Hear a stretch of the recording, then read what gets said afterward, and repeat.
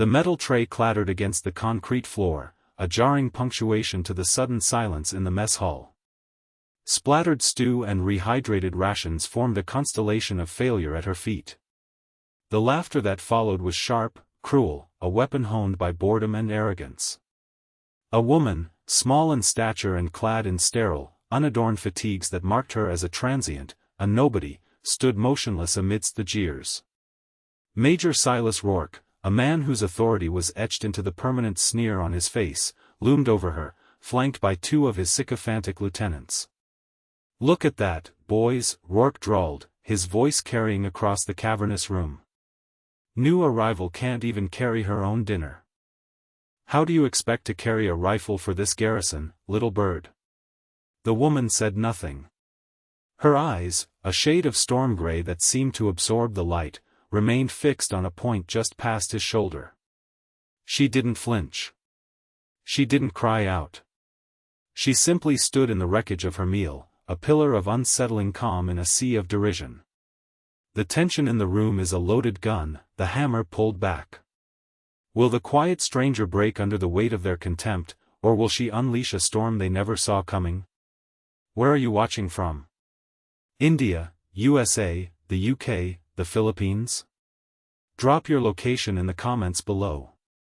Hit that like button if you believe true strength is often the quietest voice in the room, and share this with anyone who has ever been underestimated. Let them know their moment is coming. Colonel Eris Kellen felt the shift in atmosphere the moment he stepped into the mess hall. The usual cacophony of soldiers blowing off steam had curdled into something uglier. He saw Rourke and his pack circling their prey and his jaw tightened. Another power play from a man who mistook cruelty for strength. Kellen's gaze fell upon the woman. He'd seen her arrive on the morning transport, a ghost slipping onto the forgotten rock of a base that was Sector 7G. No name, no rank insignia, just a set of sealed orders he was told would be opened in due time. He had dismissed her as some sort of administrative auditor, a bureaucratic headache to be endured. But now, seeing her under the full glare of Rourke's malice, he saw something else. It was in her stance. Not defiant, but centered. Her shoulders were back, her hands held loosely at her sides, not clenched in anger or trembling with fear. It was the posture of someone who had faced far worse than a mess hall bully and had walked away. Her eyes, when they finally flickered from the wall to meet Rourke's, were devoid of fear. They held a chilling emptiness, the placid surface of a deep ocean hiding impossible pressure below. Kellen started forward, his boots echoing with purpose. Major Rourke, his voice was a low growl that cut through the lingering chuckles. "Is there a problem with the new arrival, or are you simply practicing your intimidation tactics on unarmed personnel?" Rourke snapped to attention, a flicker of irritation crossing his features before being replaced by a veneer of military courtesy. "No problem, Colonel. Just welcoming the recruit. Making sure she understands the standards here at 7G." Kellen's eyes narrowed. "Your welcome is disrupting my mess hall. Get back to your duties." Now the major offered a stiff nod, shooting one last venomous glare at the woman before turning away, his cronies trailing in his wake like hyenas. Kellen turned his attention to the silent woman. "I am Colonel Kellen, the base commander." She met his gaze, and for the first time, he felt the full force of her focus. It was like being scanned by a weapon system. "Rostova," she said, her voice quiet but firm. "Special attachment for operational review." It was a textbook non-answer. He noted the slight accent, something cold and hard from the eastern sectors. "Clean this up," he ordered a nearby orderly, then gestured for Rostova to follow him. He led her from the suffocating tension of the mess hall into the sterile corridor. "Major Rourke is a man who respects strength above all else," Kellen stated, watching her for a reaction. "He often mistakes it for simple brutality." Rostova's expression remained unreadable. "The strongest metal is forged in the hottest fire, Colonel. The loudest hammer only reveals the cracks." Her words were heavy with meaning, a philosophical depth he didn't expect from a supposed low-level observer. Before he could press her further, the world dissolved into the shriek of alarms. Red lights flashed overhead, bathing the hallway in a bloody, pulsing glow. The klaxon was a scream that vibrated in their bones. Perimeter breach. Hostile contact at Firebase Echo. The command tent was a vortex of controlled chaos. Voices crackled over the comms, a frantic symphony of static, shouting, and the distant, rhythmic thump of heavy weapons fire. Firebase Echo was a remote listening post, the farthest tooth in their defensive jawline, and it was being ripped out. Get me a sit rep. Where is the attack coming from? Rourke was in his element, barking orders, his face flushed with adrenaline and self-importance. Deploy Razor and Hammer squads to the southern ridge. I want suppressing fire laid down on these coordinates now. Men scrambled to obey, but the flow of information was too fast, too contradictory. Kellen stood over the holographic tactical map, his face a grim mask. The enemy icons were blinking red, swarming Echo from three sides. It wasn't a raid, it was a coordinated assault. A death blow. Standing quietly in the corner, almost forgotten in the maelstrom, was Rostova. She watched the holodeble not with the wide eyes of a panicked observer, but with the focused intensity of a grandmaster studying a chessboard. Her gaze darted between the topographical lines, the unit positions, and the incoming enemy vectors. She saw it instantly. They're being drawn out, she murmured, almost to herself. But in a momentary lull in the shouting, her voice carried. Master Sergeant Jax, a veteran whose face was a roadmap of a dozen campaigns, heard her. He glanced over, his brow furrowed. Rourke's plan was a textbook response, but she was right, the Southern Ridge deployment was a lure. The real attack, the killing stroke, would come from the Northern Canyon Pass the moment Razor and Hammer squads were committed.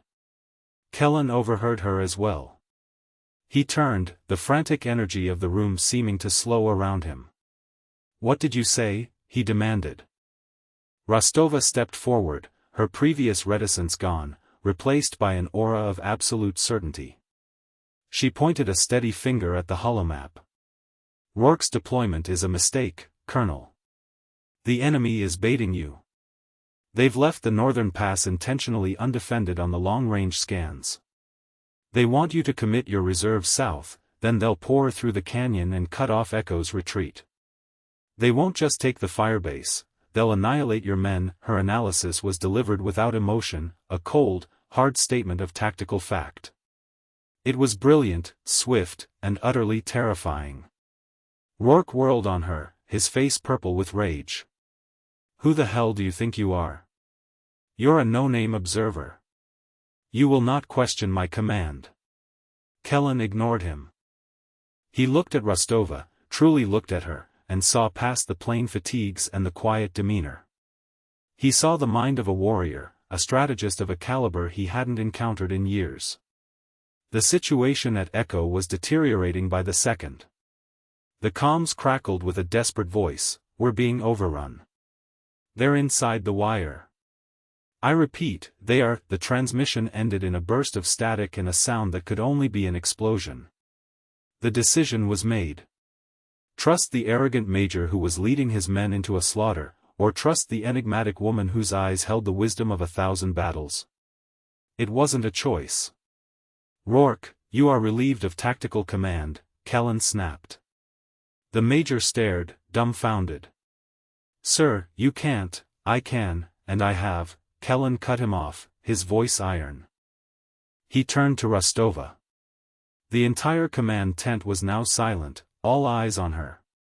You saw the flaw. What's the solution? Her eyes never left the holodable. The storm gray had become sharpened steel. The enemy expects a conventional response. So we give them an unconventional one. They believe we are predictable. We will be anything but. Her voice, though quiet, commanded the room. Forget the southern ridge. It's a meat grinder. The northern pass is the key, but not for a counterattack. It's our insertion point. A ripple of disbelief went through the assembled officers. Go in through the heart of the enemy's planned ambush? It was suicide. They've left it open because they expect us to see it as a trap, she continued, her finger tracing a new path on the map, a jagged, impossible route through the serrated peaks east of the canyon. They won't be looking there. It's too difficult, too exposed. They believe we lack the skill or the nerve. A small, fast-moving team can use that terrain for cover, bypass their main force, and hit their command element from the rear. Cut the head off the snake, and the body will die. It was audacious. It was insane. And it was the only thing that might work. Kellen felt a surge of adrenaline that was part fear, part exhilaration.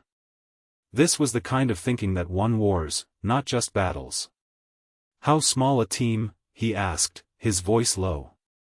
6, she replied without hesitation. Including us. Kellen didn't even blink. He knew he had to lead this himself. He trusted no one else.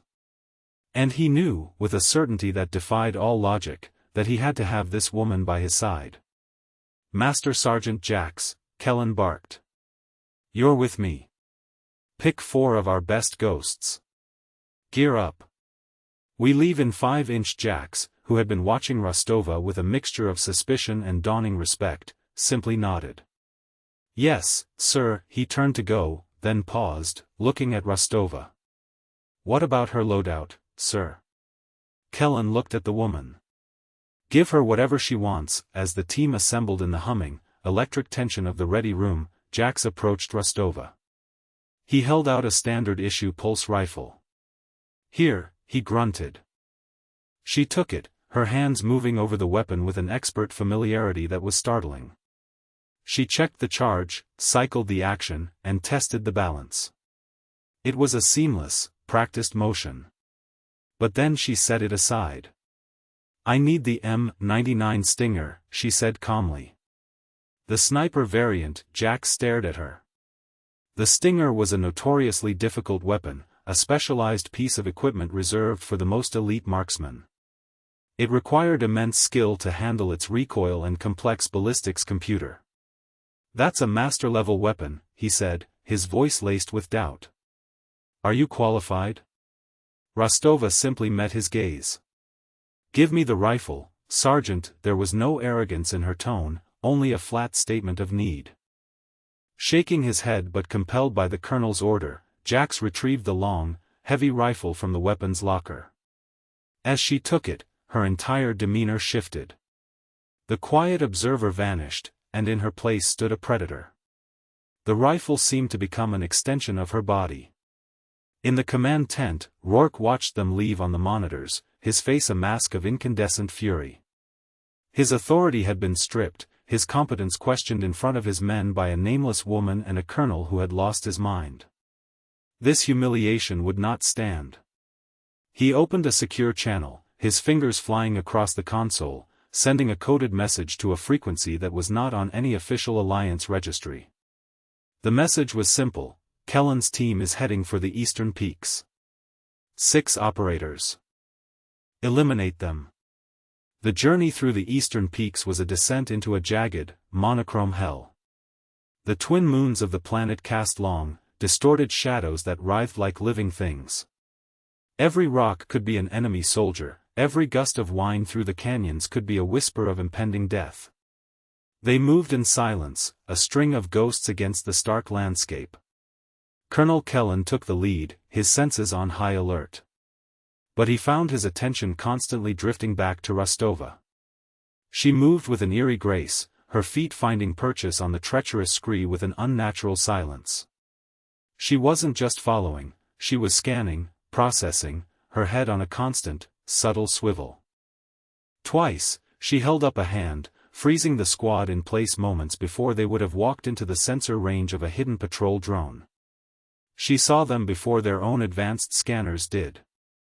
Jax, moving near the rear, watched her too. His initial skepticism had long since evaporated, replaced by a grudging, then a genuine, awe. This woman was no auditor.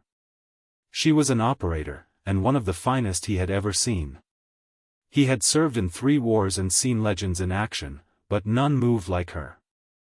It was as if she could feel the rhythm of the battlefield, could sense its hidden currents and traps before they materialized. Back at the command center, Rourke fed them corrupted data.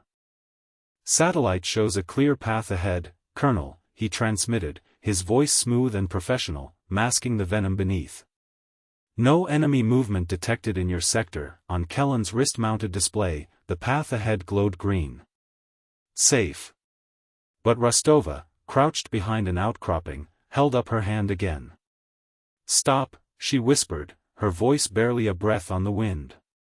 Kellen trusted her instinct over Rourke's intel. "What is it?" he whispered back. She didn't answer. Instead, she slowly unslung the M99 Stinger, its long barrel glinting faintly in the moonlight. She settled it into her shoulder, the motion as natural as breathing. Through the high-powered scope, she scanned the clear path ahead. The thermal optics painted the world in heat signatures. And there, nestled into the rocks, almost perfectly camouflaged, were the telltale heat blooms of multiple enemy soldiers. Not just a patrol. It was a kill team. A heavily armed ambush, waiting patiently for them to walk into the open. Ambush, she breathed into her calm, at least 10 of them. Heavy armor, on the command frequency, Rourke's voice was a frantic lie. "That's impossible. My scans are clear." But Kellen wasn't listening to Rourke anymore. He was looking at the woman who had just saved all their lives. The trap wasn't for the firebase. It was for them. And Rourke had walked them right into it.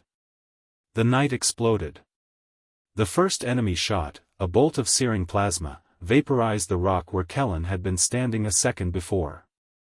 The kill team had realized they were spotted and opened up with everything they had. The air became a storm of lethal energy, a crisscrossing web of death that pinned the small squad down. "Return fire. Find cover." Kellen yelled, his own rifle barking as he dove behind a slab of granite. The 4 ghost soldiers, elite as they were caught in a brutal crossfire. One of them cried out, his leg sheared by a plasma burst. Jax laid down a wall of suppressing fire, his heavy repeater cannon hammering at the enemy positions, but they were outnumbered and outgunned. This was where they were supposed to die, a footnote in a forgotten conflict on a barren world. But the enemy hadn't accounted for Rostova. While the rest of the squad was fighting for survival, she was hunting. She had melted back into the shadows, becoming one with the rock and the dark. Through the scope of the Stinger, the battlefield was a clinical, calculated diagram of life and death. She ignored the chaos, the explosions, the shouts. Her breathing slowed. Her heartbeat became a steady, metronomic rhythm. 1 target. 2. 3. Each press of the trigger was deliberate, economical. Each shot was a supersonic whisper followed by the distant, satisfying thud of a high-velocity round finding its mark. The enemy soldiers, secure in their ambush, began to fall. One moment they were firing on the pinned-down squad, the next their thermal signature winked out of existence. They never saw her. They never heard the shot that killed them. A sniper, positioned high on the opposite ridge, had Jax pinned down. The veteran sergeant was trapped, unable to move as plasma bolts chipped away at his cover. He gritted his teeth, accepting his fate. Then he heard the distinctive crack of the Stinger. The enemy sniper's perch exploded in a shower of rock and gore. Jax looked up towards Rostova's position in stunned disbelief. It was an impossible shot. A moving target, over a kilometer away, in low light, with a crosswind. It wasn't just masterful, it was miraculous. With the pressure easing, Kellen saw his chance. "On me. We're pushing through," he roared. He and the remaining ghosts charged forward, using the covering fire from Jax and the surgical demolitions from Rostova to leapfrog from cover to cover. They crashed into the flank of the disorganized and terrified ambush team. The fight became a brutal, intimate affair of fists and combat knives. And in the midst of it all, Kellen saw Rostova descend from her perch. She had slung the stinger, a pulse pistol now in her hand. She moved through the melee not like a soldier, but like a force of nature. Every movement was precise, every shot a kill. She saved one of the ghosts from a bayonet thrust, her pistol barking twice. She disarmed an enemy heavy gunner with a fluid motion that broke his arm, then put him down. She was the calm eye in the hurricane of violence, a lethal, efficient phantom that turned the tide of the battle. When the last enemy soldier fell, silence descended once more upon the peaks, broken only by the ragged breaths of the survivors and the crackle of burning equipment. They had won. They had survived the unsurvivable. And they all knew why. They all looked at the quiet woman checking her weapon, her face impassive, as if she had just completed a routine training exercise. The assault on the enemy command element was swift and brutal. With their ambush team eliminated, the enemy leadership was blind and vulnerable, just as Rostova had predicted. They took the firebase back within the hour. The survivors, gaunt and shell-shocked, looked at Kellen's small, battered squad as if they were gods. But it was the silent woman with the sniper rifle they watched with a particular kind of reverence. News of their victory, and the impossible odds they had overcome, spread through the base like a shockwave. When the transport returned, the entire garrison was waiting. The cheers were deafening.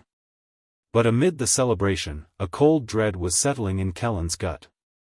He had seen the enemy's tactics, their equipment. He had seen the precision of the ambush.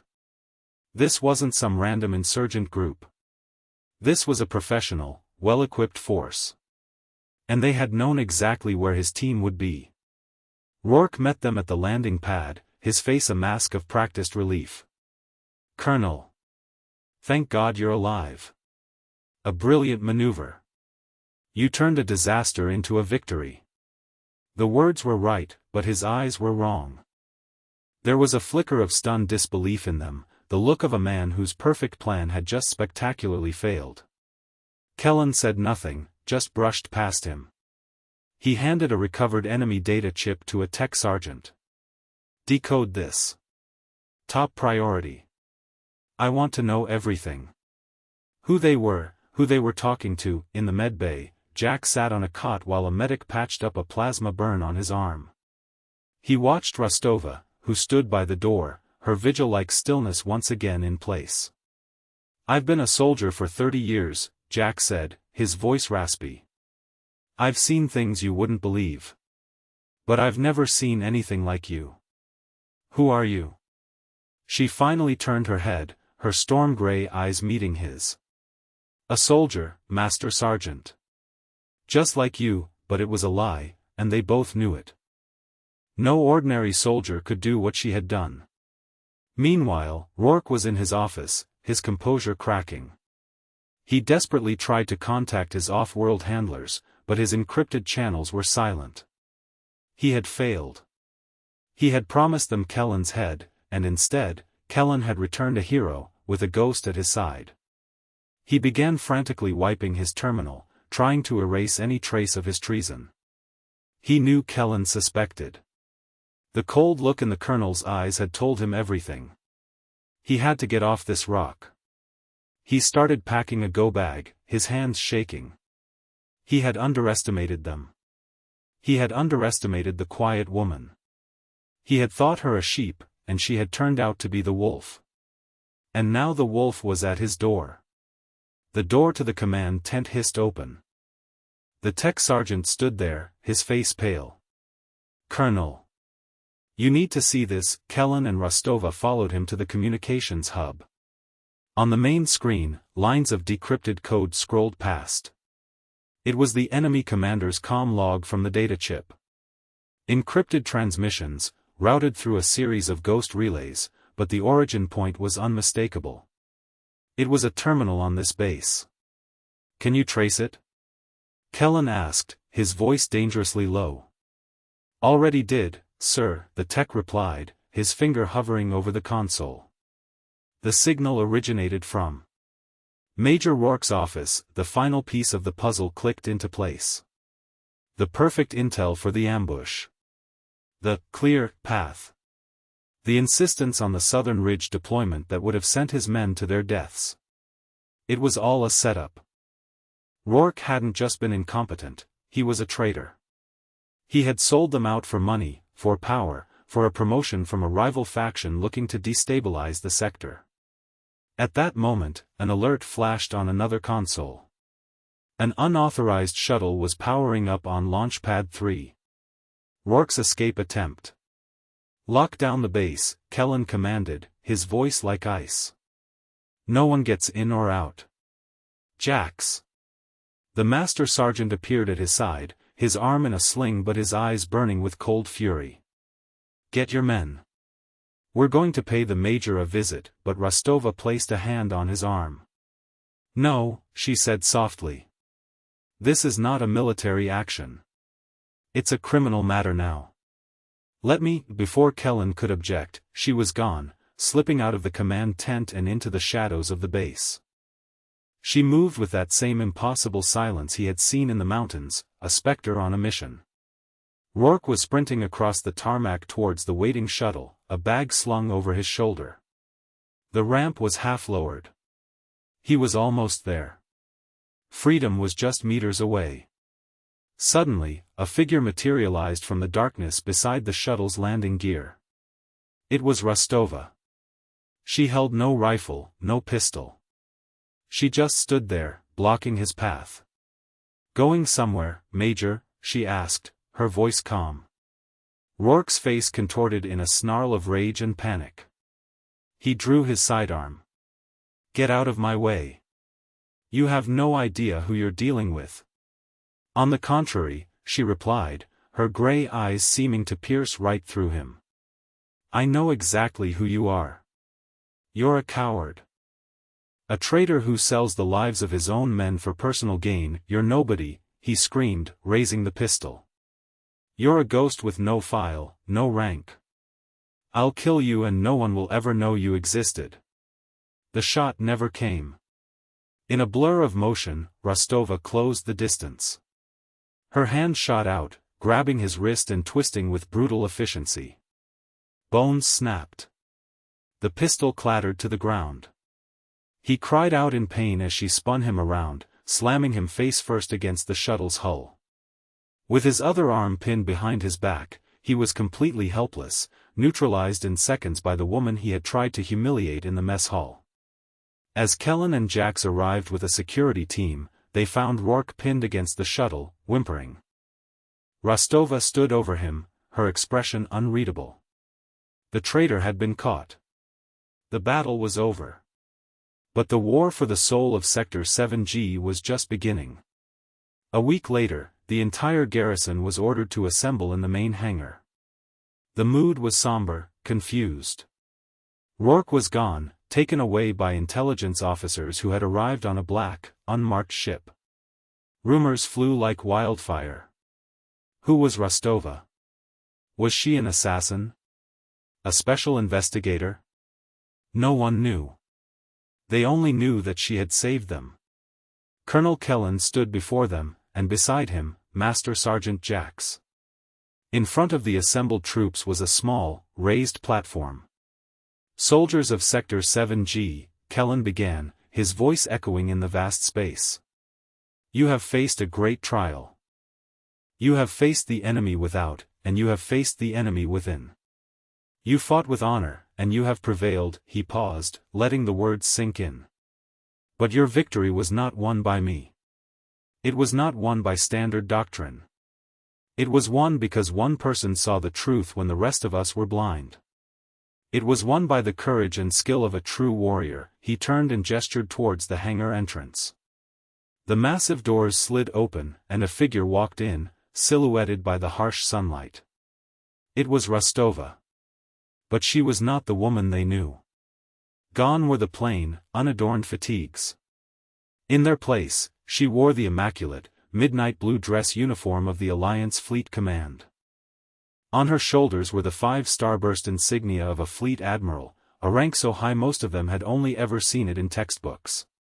Gold braid adorned her cuffs, and a chest full of campaign ribbons and medals told a story of a lifetime at war. The entire garrison fell into a stunned, breathless silence.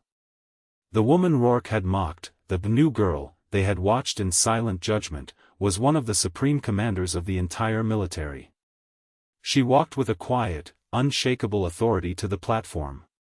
She stopped before the microphone, her storm-gray eyes sweeping over the sea of faces. Every soldier, from the greenest recruit to the most grizzled veteran, stood ramrod straight, their awe palpable. "My name," she said, her voice now amplified, carrying a resonance of command that sent a shiver down every spine, "is Fleet Admiral Eva Rostova. I was sent here to evaluate the readiness of this command. I did not expect to find its greatest weakness in its leadership, nor its greatest strength in its rank and file." She looked directly at Kellen. "Colonel Eris Kellen. Your willingness to trust instinct over protocol, to trust a soldier over a politician, saved the lives of your men. In recognition of your exemplary leadership under fire, you are hereby promoted to the rank of Brigadier General." She then looked to Jax. "Master Sergeant Jax. Your courage and unwavering loyalty in the face of betrayal embody the very spirit of the enlisted corps. You are awarded the Star of Valor, and I am personally promoting you to Sergeant Major." A gasp went through the crowd. These were honors of the highest order. Finally, she addressed them all. "Rank is not a shield. Insignia is not a substitute for honor. I came to this base as a stranger, and some of you judged me by my appearance, by my silence. You saw weakness. You were wrong." Her gaze was hard, uncompromising. "True strength is not in the volume of your voice, but in the truth of your actions. It is in the willingness to stand for what is right, even when you stand alone. This garrison has been tempered by fire and cleansed by sacrifice. A new day begins for Sector 7G. You will be the sword and the shield in this dark corner of the galaxy. And I will be proud to lead you." The silence held for a beat, and then, a single soldier began to clap. Then another, and another, until the entire hangar erupted in a thunderous, roaring ovation that was not for her rank, but for her. It was for the warrior who had walked among them, unrecognized, and saved them all. Admiral Rostova watched them, and for the first time, a flicker of something new appeared in her storm-gray eyes, the faintest glimmer of a smile.